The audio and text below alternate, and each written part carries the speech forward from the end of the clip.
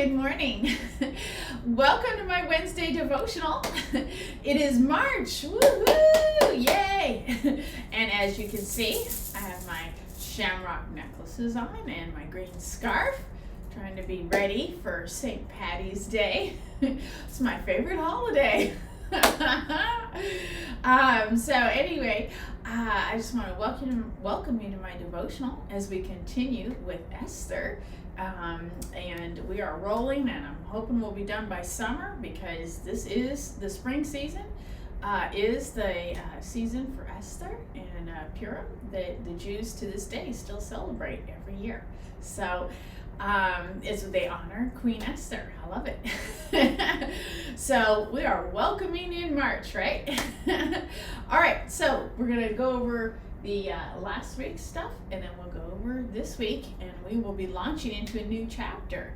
New month, new chapter, Esther 7, verses 1 and 2. So a lot happening, right? And it's getting a little bit warmer. It's very sunny today. It's really cold right now, but it is getting sunny and staying lighter out longer. And the cherry blossoms, they were going to be around April 1st, but it's being backed up to end of March, because as you recall, the groundhog this year actually said spring was going to come early. Like, I can't remember the last time the groundhog said that, right? Or indicated, I should say. A lot of great things happening around here in the DC area. If you do get a chance to check out the cherry blossoms, very beautiful. It's kind of challenging to get down there. Like I said last week, there's usually about 1 million people in town for the Cherry Blossoms Festival downtown DC, out at the tidal pool. But if you ever get a chance, it's really neat. So my family and I enjoyed that. All right, let's get to it. All right, last week's verses was Esther chapter 6, verses 13 and 14. So remember, this is Haman talking to his wife and friends, so-called friends, right? All right, verse 13. When Haman told his wife Zeresh and all his friends what had happened, his wise advisors and his wife said, "Well, since Mordecai, this man who's humiliated you, is of Jewish birth, you will never succeed in your plans against him. So it will be fatal to continue opposing him." Verse 14, while they were still talking, the king's eunuchs arrived and quickly took Haman to the banquet that Esther had prepared. Yeah, interesting how the eunuchs, they seem to know something, because they just got him right out of there, right? Okay, so now we go on to our new verses for Esther chapter 7, verse 1 and 2. All right, so now new chapter, right? So the king and Haman went to Queen Esther's banquet. Verse 2. On this second occasion, remember, they've already done this, right? The day before. While they were drinking wine, okay, so she's got them all plied up with wine. And the king again said to Esther, "Tell me, what do you want, Queen Esther? What is your request? I will give it to you, even if it is half the kingdom." Something occurred to me on this stuff. Okay, now this does sound like a rewind, right? The king, he gives away his signet ring to Haman. He often says, "I'll give it to you, it's half the kingdom." It seems to be his standard tagline. I'm wondering if he just doesn't like his job and just wants to give it away. I don't know. Maybe he's stuck with it, and he's drunk all the time. He's drinking wine, He might be a very unhappy person, but we don't know that. But he is definitely a generous person. He's like, "I'll give it to you, anything you want." He always has this grand, again, it could be the wine talking, I don't know.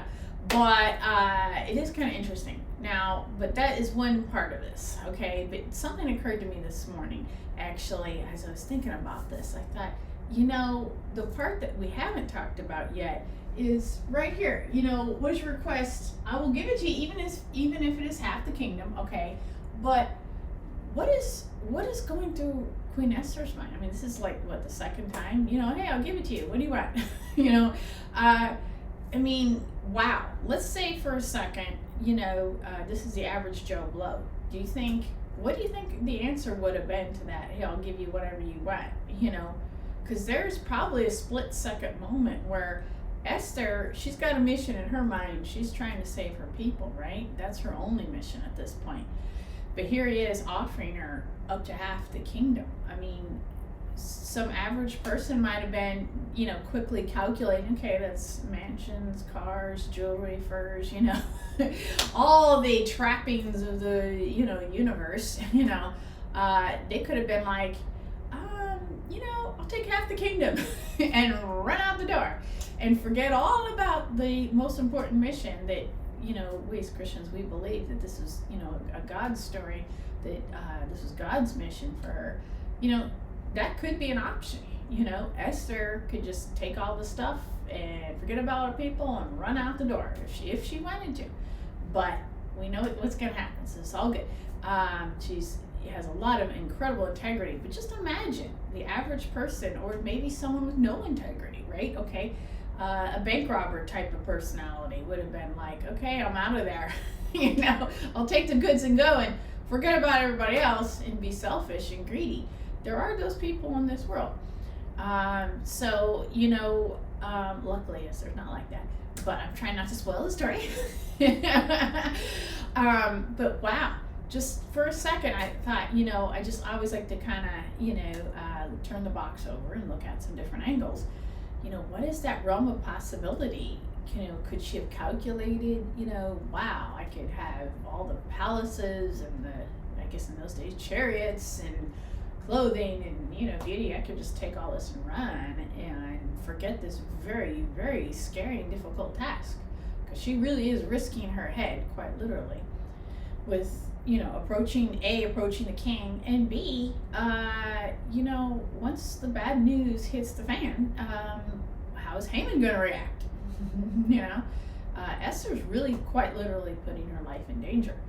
So the easy route could have been, okay, I'll just take half the kingdom and run. Oh, what issue? Never mind, and let everyone else die. I don't know. Let the city burn. Who knows? So it's very interesting. Just something to think about. You have to really be a superhero to, say, sorry, King, thank you for the offer, but I've got this other mission, and put aside the half the kingdom offer, just something to think about.